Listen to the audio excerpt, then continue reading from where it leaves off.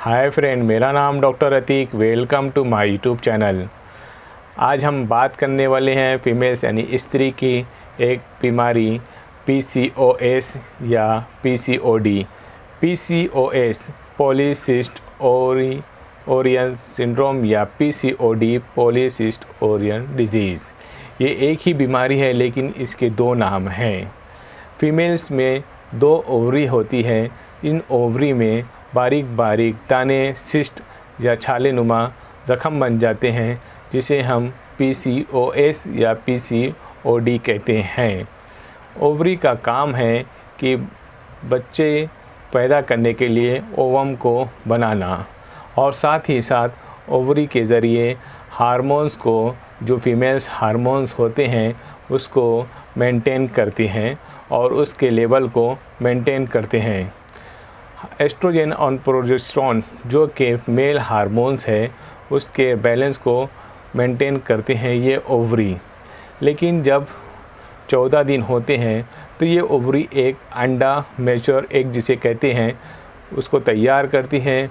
उसके बाद मेल का स्पर्म इससे कांटेक्ट होता है और उसके बाद फिर बच्चा पैदा करने की क्षमता या दोनों फर्टिलाइज होते हैं तो प्रेगनेंसी रुकती है।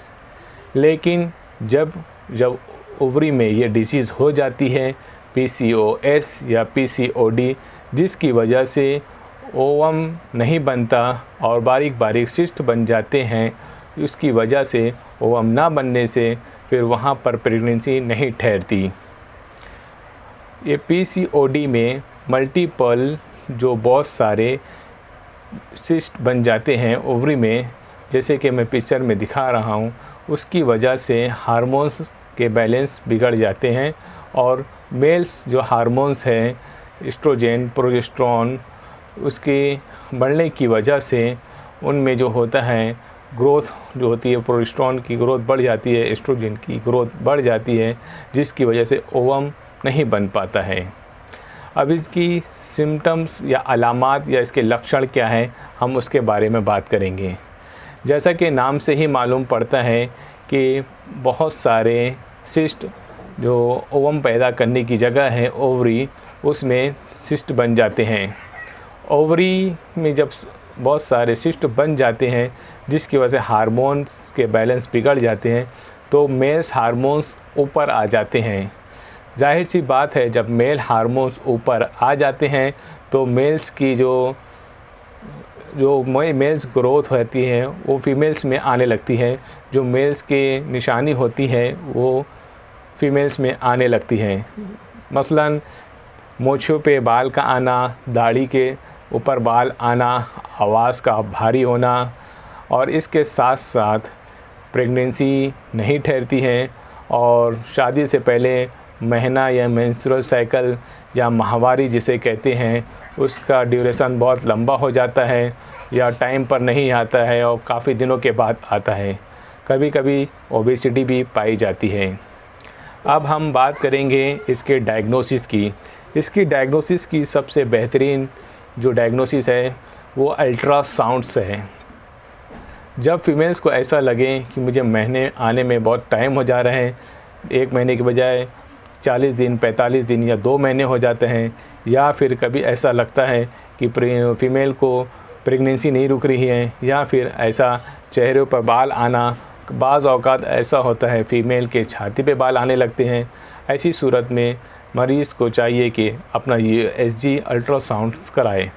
साथ ही साथ हार्मोन चेकअप होता है, हार्मोन ब्लड, जहाँ ब्लड दिया जाता है वहाँ हार्मोन्स की चेकअप भी कराएं। ये हो गया सिम्टम्स। अगर आपको ये सारे लक्षण मिलते हैं और आपको PCOD की शिकायत है तो आप प्लीज़ अपने डॉक्टर से कांटेक्ट कीजिए। आप खुद के या घर के दूसरे एडवाइज़र की सलाह से अपना ट्रीटमेंट खुद बिल्कुल ना कीजिए। ये वीडियो आपके एक गाइडलाइन के लिए बनाई जाती है ताकि आपको इस बीमारी से आगाह किया जाए। अब आप बात करते हैं इसके लाइन ऑफ ट्रीटमेंट में। सबसे बेहतरीन इसकी लाइन ऑफ ट्रीटमेंट जो है वो है थूजा। होम्योपैथिक में थूजा सबसे बेहतरीन दवा मानी जाती है PCOS और PCOD के लिए। थूजा का काम है जो दाने होते हैं जिसमें पानी होता है, छाले होते हैं, उसको ख़त्म करना और साथ ही साथ मेल और फीमेल हार्मोन्स को मेंटेन करना। उसके बाद है कैलकेरिया फ्लोर। थूजा को हम 30 में 1 कप पानी में 5 से 7 बूंद लें या फिर 2-2 कतरा दिन में 3 से 4 बार अपनी ज़ुबान पर टपका लें। उसके बाद है कैलकेरिया फ्लोर 6X में। ये एक गोली होती है जिसे आप 2-2 गोली दिन में 4 से 5 बार लें।